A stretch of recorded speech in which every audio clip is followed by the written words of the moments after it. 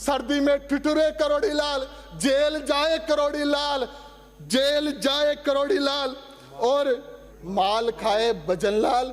किसान का एक एक आंसू इस भारतीय जनता पार्टी की सरकार पर आखिरी ताबूत का कील ठोकने का काम किसान कर रहे हैं। और मैं नौजवान हूं, अपनी भावनाओं को यहां प्रकट करने आया हूं। 2 करोड़ प्रति वर्ष नौजवानों को रोजगार देने के वादे का क्या हुआ? हम नौजवानों को अग्निवीर बना के इस सरकार ने छोड़ दिया। डबल इंजन की सरकार कहती थी कि हमारी सरकार आएगी तो आरपीएससी को भंग कर देंगे।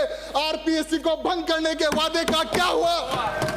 आदरणीय अध्यक्ष महोदय, नौजवान रोजगार मांग रहा है और नौजवानों को ये ड्रग्स दे रहे हैं। और ड्रग्स कहां से आ रहा है? एमडी नाम का जो ड्रग्स आ रहा है वो गुजरात से आ रहा है। उसका रसायन, इस गुजरात के लोगों को हमने देश की सत्ता दे दी, इन गुजरातियों को हमने देश की अर्थव्यवस्था दे दी, और अब भी वो एमडी नामक नशा हमारे नौजवानों के खून की नसों में दौड़ा रहे हैं। इसका हिसाब आने वाले समय में राजस्थान करेगा। आदरणीय अध्यक्ष महोदय, मुझे धूमिल की कुछ पंक्तियां याद आ रही है। एक व्यक्ति होता है जो रोटी बेलता है, दूसरा व्यक्ति होता है जो रोटी खाता है, और तीसरा व्यक्ति होता है जो ना रोटी बेलता है ना रोटी खाता है, वो रोटी से खेलता है। और ये भाजपा की सरकार भी नौजवानों और किसानों की रोटी के साथ खेलने का काम कर रही है। और जनता पूछती है कि वो तीसरा आदमी कौन है? डबल इंजन की सरकार आखिर क्यों मौन है? क्यों मौन है? आदरणीय अध्यक्ष महोदय,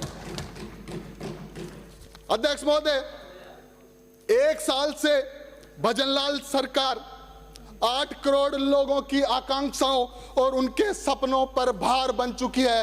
और मैं दावे के साथ कह सकता हूं सभापति महोदय, ये भजनलाल सरकार नहीं है, ये इस प्रदेश पे वजनलाल सरकार है, ये प्रदेश पे भार है।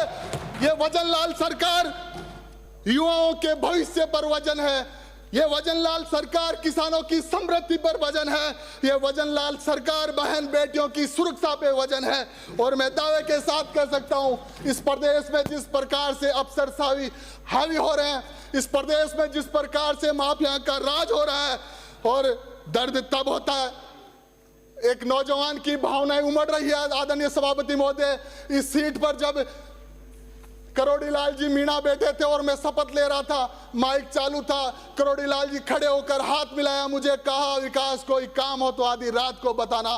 पर दर्द होता है कि एक मेहनत करने वाले आदिवासी नेता को, दलित नेता को इस प्रकार की छुट्टियां लेने पड़ती है। उसी सरकार से कहना पड़ता है कि यह सरकार मुझे अपमानित कर रही है। वो करोड़ी लाल जी मीणा, मैं पहले उनके उत्तम स्वास्थ्य की कामना करता हूं और कहना चाहता हूं, उन करोड़ीलाल मीणा जी को 2018 से 23 में नहीं सहेगा राजस्थान का झंडा आपने पकड़ाया। और सर्दी में ठिठुरे करोड़ीलाल, जेल जाए करोड़ीलाल, जेल जाए करोड़ीलाल, और माल खाए भजनलाल, मलाई खाए भजनलाल। कैसे चलेगा इस प्रदेश में? इस प्रदेश की इस प्रकार की हालत करने का जो जिम्मेदार है वो आदरणीय। आप बैठो ना, बीच में यार, बीच में डिस्टर्ब कर रहे हैं आप बैठो यार आप। आदरणीय अध्यक्ष महोदय, बैठ जाओ, मंत्री नहीं बन रहे आप। आदरणीय अध्यक्ष सभापति महोदय, इसको डिलीट किया जाए। मेहनत किसी की, सभापति महोदय, इसको डिलीट किया जाए। आदरणीय अध्यक्ष ये महोदय, बदतमीजी वाली बात है। मेहनत किसी की, थोड़ी तो मर्यादा रखें। मौज किसी का। बजट पर ही अपनी बात 15 मिनट है मेरे पास, 15 मिनट। और इधर उधर जो हो गए तुम लोग, जो अनावश्यक, ये अचानक किरणलाल जी पे इतना प्यार क्यों उमड़ रहा तुमको? जेल भेजने वाले तुम थे, जो है हटाया। किरणलाल जी को जेल भेजने वाले तुम थे। राजीव, आप बैठो भाई, बैठो, बोलने दो, आप बैठिए। बड़ा दर्द हो रहा माननीय है, सदस्य, बड़ा दर्द हो रहा है। बैठ जाओ आप यार, बीच में पंचायती करते हैं मिनट। ये आपके कमजोर नेतृत्व का परिणाम है कि नौजवान की आवाज को दबाने के लिए ये वरिष्ठ भाजपाई खड़े हो गए हैं, लेकिन ये आवाज दबने वाली नहीं है। ये पीड़ा एक नौजवान की, जो नौजवान बड़ी मुश्किल से सड़क पे लड़के इस सदन में आया है, और आपके द्वारा ये आवाज रुकने वाली नहीं है। आदरणीय अध्यक्ष महोदय, आपकी मेहरबानी से, आदरणीय अध्यक्ष महोदय, आपकी मेहरबानी से, आदरणीय अध्यक्ष महोदय, इस कमजोर नेतृत्व का परिणाम है कि राजस्थान राइजिंग होने नहीं जा रहा, राजस्थान फॉलिंग राजस्थान बनने जा रहा है, फिर से बीमारू प्रदेश बनने जा रहा है, जिस प्रदेश को बीमारू प्रदेश की श्रेणी से पूर्व मुख्यमंत्री अशोक गहलोत जी ने निकाला था। कांग्रेस के राज में बीमारू प्रदेश की श्रेणी से बाहर निकला। आदरणीय अध्यक्ष महोदय, मैं एनसीबी की एक रिपोर्ट लेके आया हूं कि एनसीबी की रिपोर्ट है, ड्रग्स के मामले में राजस्थान देश में तीसरे नंबर है। हरियाणा और पंजाब के बाद नौजवानों की नसों में खून में ये एमडी देने का काम कर रहे हैं। आदरणीय अध्यक्ष महोदय, ना बुजुर्गों को पेंशन ये दे रहे हैं, आदरणीय अध्यक्ष महोदय ना विधवाओं को पेंशन ये दे रहे हैं, आदरणीय सभापति महोदय ना विकलांगों को ये पेंशन दे रहे हैं। और इनकी कथनी और करनी की जो बात है, ये लोग एसटी एससी के साथ जो खिलवाड़ कर रहे हैं, उनके भविष्य के साथ आज उन छात्रों को छात्रवृत्ति देने का काम भी ये सरकार नहीं कर रही है। इसलिए ये पूरा राज्यपाल महोदय का अभिभाषण राजनीति से ओतप्रोत है आदरणीय सभापति महोदय, और इसका अभिभाषण का ना कोई विजन है, ना कोई इनका महत्व है। आदरणीय सभापति महोदय, मैं किशनगढ़ नगरी से आता हूं। किशनगढ़ का जो संभाग का दूसरे नंबर का बड़ा हॉस्पिटल है, आज उस हॉस्पिटल में चिकित्सा मंत्री की बात नहीं मानी जा रही है। हमारे वहां रेडियोलॉजिस्ट नहीं है, बरसों से रेडियोलॉजिस्ट नहीं आपने लगाया, लेकिन सरकार के मंत्री के अवहेलना भी उन अफसरशाही लोगों ने की है। वीडियो वायरल हो रहे हैं, बजरी माफिया हावी हो गए हैं, शराब माफिया हावी हो गए हैं, और जिस प्रकार से तांडव अजमेर जिले में है। मैं अजमेर जिले में विपक्ष का एकमात्र विधायक हूं, और वहां के मंत्री और लोग कहते हैं कि हम मुख्यमंत्री के पार्टनर हैं, जितना लूटना है इस किशनगढ़ को, अजमेर को, उतना लूट लो। साथियों, बजट पे ही बात करिए माननीय सदस्य। जिस प्रकार का भ्रष्टाचार का तांडव, जिस प्रकार के भ्रष्टाचार का तांडव अजमेर जिले में बना दिया है, अजमेर में पूरा भाजपा या तो इसको प्रूफ कीजिए, सारे लोगों या तो प्रूफ कीजिए, डिलीट कीजिए, नहीं तो हम लगाते हैं। आपको प्रूफ देना पड़ा कि मुख्यमंत्री जी के पार्टनर कौन है। चलता देगी अगर नहीं लाए तो विधानसभा में जवाब देना पड़ेगा।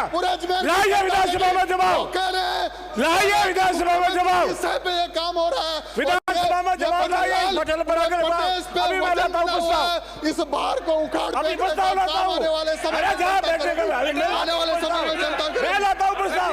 ऐसे तुम्हारा करेंगे होगा क्या? आपको रोकना है तो उस सभापति महोदय, मैं प्रस्ताव करता हूं सदन का समय 2 घंटे के लिए बढ़ाया जाए। सब आपको सदन का रोकना है समय तो उसे लूट खाने वाला सलाह देते हैं। आपको रोकना है तो शराब की जो दुकानें रात को खुली है आपको उसको जवाब देना पड़ेगा। आपको रोकना है, मुख्यमंत्री का पार्टनर का जवाब देना पड़ेगा। जो आज इसी विधानसभा के पटल आपके पर द्वारा अगर जवाब नहीं दिया देख लेना। अरे रोकना है तो महिलाओं पे हो रही अत्याचार को रोकिए, रोकना है तो उन नौजवानों को जो सुसाइड कर रहे हैं उनको मुख्यमंत्री का रोकिए। पार्टनर का नाम बोलो, आपसे वाला नहीं है, आपसे नाम बोलो मुख्यमंत्री का पार्टनर इसलिए ये पूरी तरह फेलियर सरकार है। एक साल में या तो डिलीट कराए या प्रूफ लाए,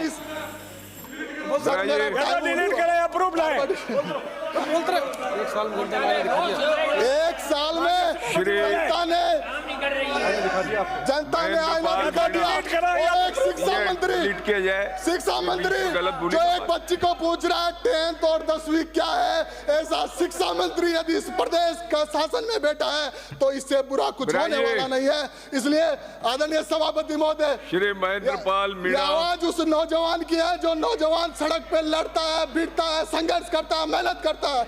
इसलिए ये लोग उस आवाज को दबाने का काम ज्यादा दिन तक करने वाले नहीं है। मैं खुली बात कहूंगा कि योजनाओं के नाम बदलने से या सदन का रंग बदलने से इस राजस्थान का भला होने वाला नहीं है। इस राजस्थान का भला तब होगा जब जवान और किसान की आवाज को सुनी जाएगी। आदरणीय सभापति महोदय, इस सरकार के पास ना नीति है, ना नियत है, ना विजन है, ना विजडम है। आज प्रदेश के किसानों की हालात, युवाओं की व्यवस्था और महिलाओं की असुरक्षा को देखकर मन द्रवित होता है। आदरणीय सभापति महोदय, महिलाओं पर अत्याचार नहीं सहेगा राजस्थान का नारा देने वाले सत्ता पक्ष में बैठे ये लोग आज इनके राज में जनवरी 2024 से अगस्त 2024 तक 3,979 प्रकरण बलात्कार के दर्ज हुए हैं, अर्थात 16-17 बहन बेटियों की अस्मिता के साथ रोज खिलवाड़ इस प्रदेश में हो रहा है। आदरणीय सभापति महोदय, क्या सत्ता पक्ष में बैठी भाजपा के लोगों का यही महिला सशक्तिकरण